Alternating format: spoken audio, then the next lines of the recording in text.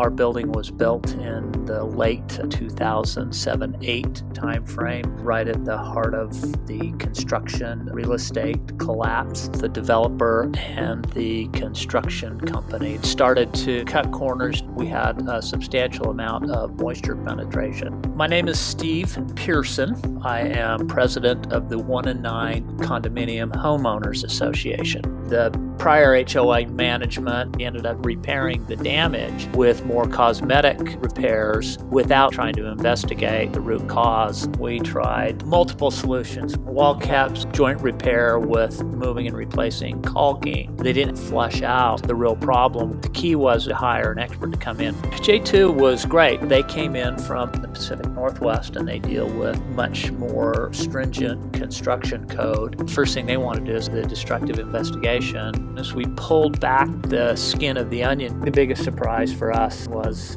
we didn't know anything about the scope of our problem. There was a significant amount of dry rot. One wall had not been secured properly and could potentially harm the people that owned that deck just because the contractor missed some studs. Decisions had to be made along the way. Could we repair?